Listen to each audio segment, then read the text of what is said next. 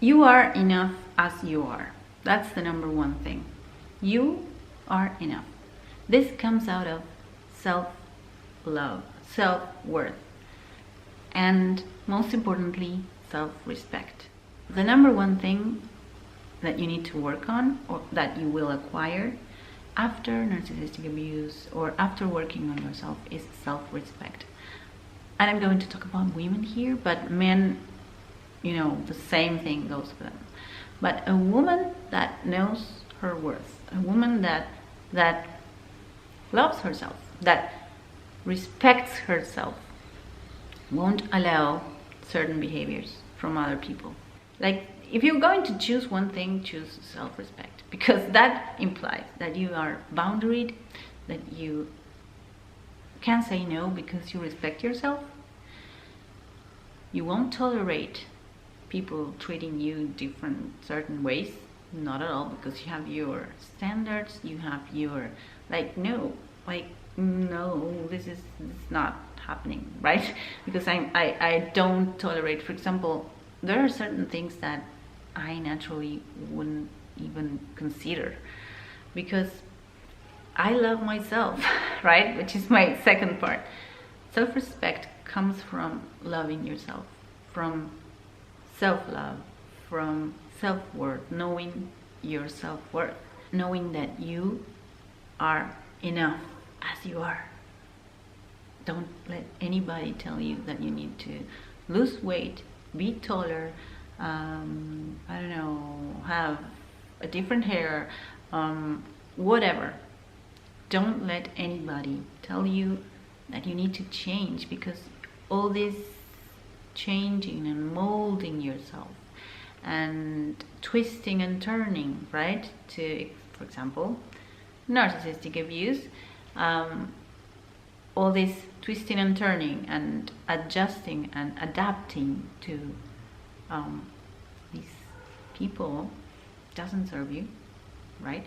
Doesn't work, doesn't do any good to you or to anybody for that matter. So there's no point.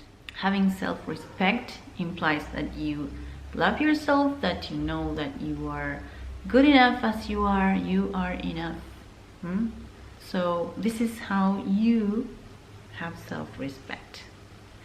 And self-respect means that you won't tolerate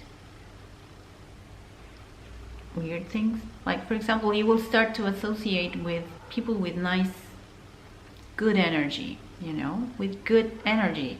People that are more positive, maybe, that are, you know how narcissists usually devalue, invalidate, and create this atmosphere of negativity, and, well, it's like a cloud, and you end up feeling like this after being in company of somebody like that. So know that you have the right to choose your company. You have the right to be with people that are nice, people that are good to you, that respect you, that say nice things, that if they have to tell you something that is not so nice, maybe, that they will say it with respect, you know. It's so important. I think this is why I think respect should be the goal for you to work on after narcissistic abuse specifically, because the narcissist doesn't respect you, doesn't respect your boundaries, doesn't respect your likes and dislikes, your preferences, and saying no calmly, because it comes naturally, you know, from within. Like when you breathe in and then you have to exhale, same thing. You have respect and then you have to say no. Like, no way, this is not happening, you know. This is what I want my clients and you that you're watching. I want you to develop this natural buoyancy of saying no. Like, it's like an exhale, right? It comes after an inhale. If you have respect, self-respect, self-love, self-worth, you know your worth, exhale. There's a no. You know, it's like, it's not happening. No, not at all, right? So, and particularly here, I'm talking to younger people that are now maybe sacrificing their, you know, their ideas, their future, their wants, needs, because they want, for example, girls that want kids, it's very common, or girls that want a family and want to get married and all that, and you are sacrificing a lot of yourself, like a lot of self-respect, a lot of your identity. Maybe you're sacrificing your preferences, your purpose in life. You're sacrificing you to adjust, twist, turn, adapt to a narcissistic person that is promising, like a carrot, you know.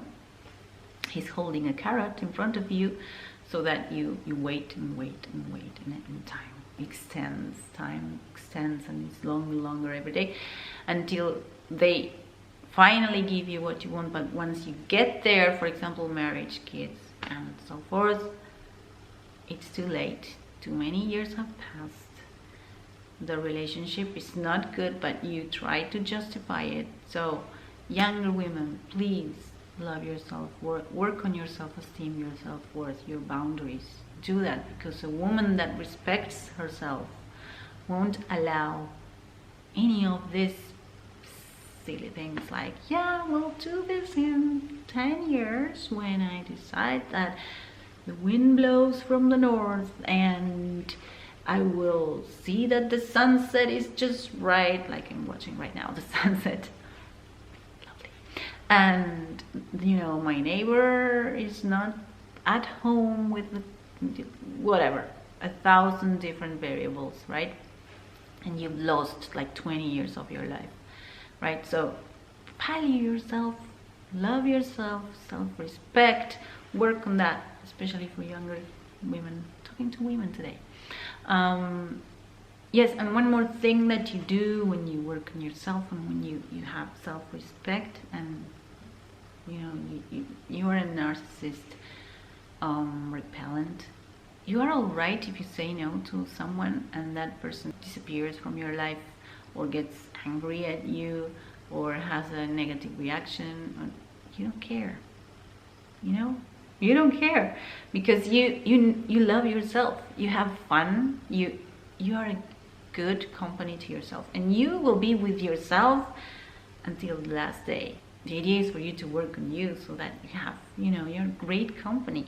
And so from that on, you will only relate to guys, to women, to people that are worthy of you. Yeah, worthy of you, because you are valuable. You know your purpose. You know what you want. You know what you don't want.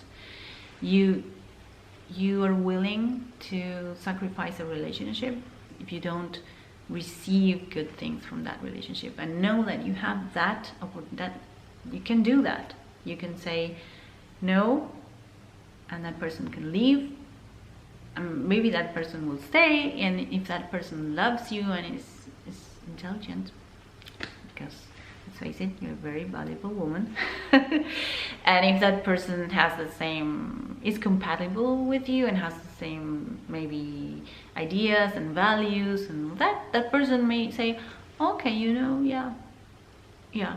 So value yourself more than that, you know. And I have maybe clients that are very, very young and they want to be married, which is very normal for younger girls, and they want to marry and have kids and all that, and I understand that. It's nice, but the idea is for you to be happy, for you to have a healthy relationship, for you to have someone that will respect you, that will value you, that will, you know, to have a good relationship with that person. So do not sacrifice yourself for the other person.